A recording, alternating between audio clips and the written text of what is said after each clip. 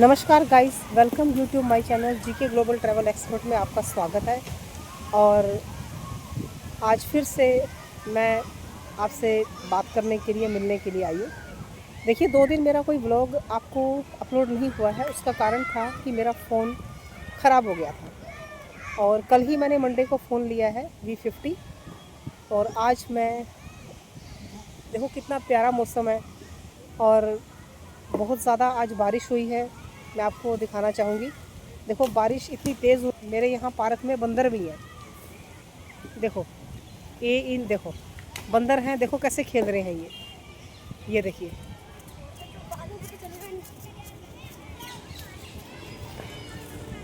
Park में इतना ज़्यादा पानी है कि यहाँ बैठना भी मुश्किल है। देखो आज बच्चे भी बहुत कम आए हैं इस पार्क में खेलने के लिए। तो मैंने कहा चलो कोई बात नहीं है, मैं आपको एक व्लॉग ही अपलोड कर देती हूँ। और मैं पर आज बात करना चाहती हूँ, जो मेरा मुद्दा है वो ये है कि अहमदाबाद में जो प्लेन हादसा हुआ है अहमदाबाद के अंदर, जिसमें कि कम से कम 250 यात्रियों की मौत हो गई है और उसमें सिर्फ एक ही यात्री ऐसा था जो बच निकला, वो भी उसकी किस्मत थी, बच गया।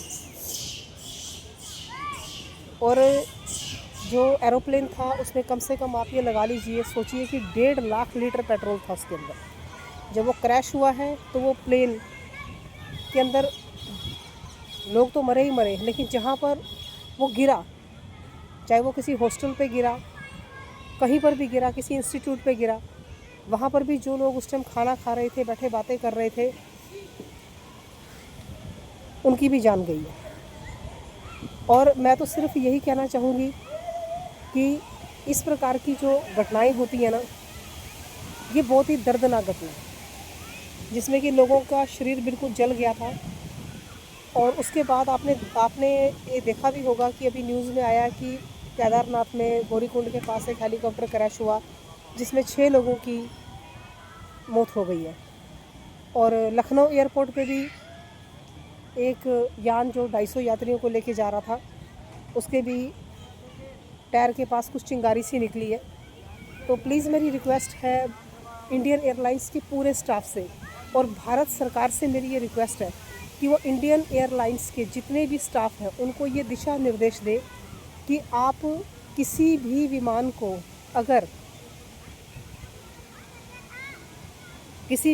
को अगर आप उड़ान के लिए अनुमति देते हैं तो उसकी पहले पूर्ण रूप से जांच होनी चाहिए कि उसमें एसी ठीक से काम कर रहे हैं या नहीं है, कोई उसमें तकनीकी खराबी तो नहीं है।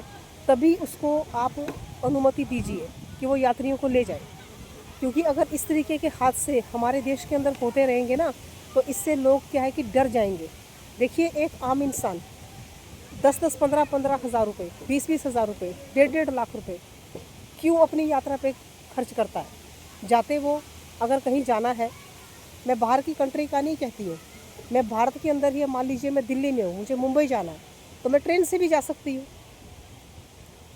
क्या होगा, ज़्यादा से ज़्यादा 1.5 घंटा, मुझे 1.5 दिन लग जाएंगे, 2 दिन लग जाएंगे, पहुँच जाऊँगी।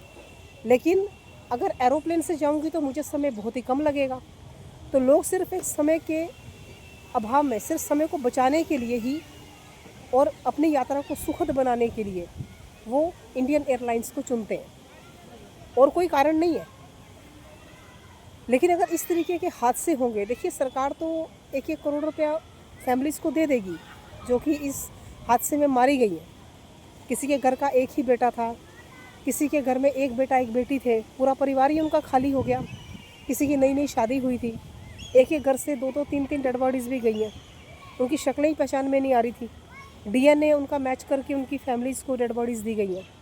तो इस तरीके की जो घटनाएं हैं ना, देखो उनको रोकने का यही एक तरीका है कि आप किसी भी विमान को अनुमति तब दें यात्रियों को ले जाने की जब वो विमान पूर्ण रूप से सुरक्षित हो। और एक टेक्नोलॉजी ऐसी भी बनाई जाए कि अगर पायलट को ये पता चलता है कि विमान क्रैश होने की स्थिति में है या विमान के अंदर कोई खराबी है, तो उसको किसी भी तरीके से सुरक्षित, मतलब ऐसी प्रणाली आप लागू करें कि जिससे कि जहाँ पर यात्री बैठे हुए हैं वो सुरक्षित कहीं पर भी उनको आप लैंड करा सकें। इस तरीके की तकनीक हमें बनानी पड़ेगी, तभी हम किसी के जीवन को बचा सकते हैं।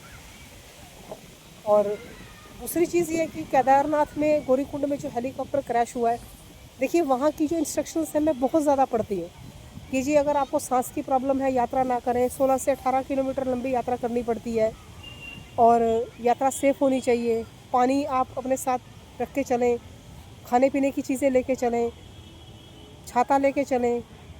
और वहाँ पर ये भी चीज़ है कि आप रेन कोट का भी प्रबंध करके चलें, फिसलन ज़्यादा है।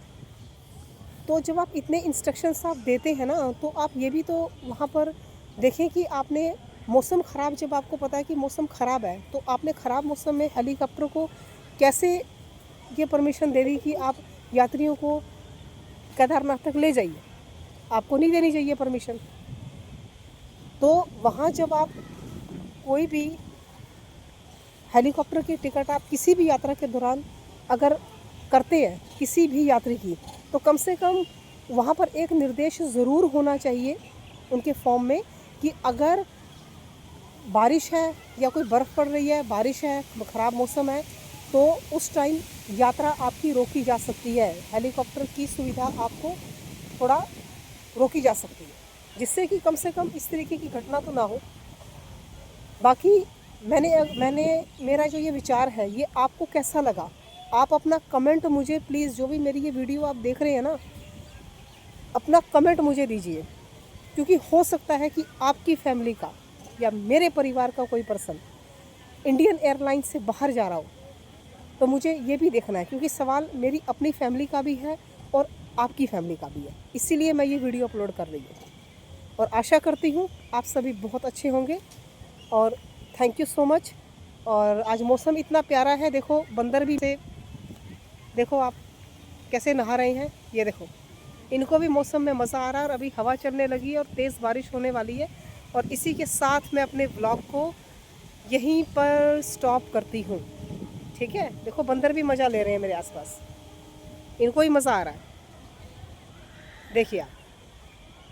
ठीक है, साथ मैं अपना ये व्लॉग स्टॉप करती हूँ। Bye bye my sweet viewers.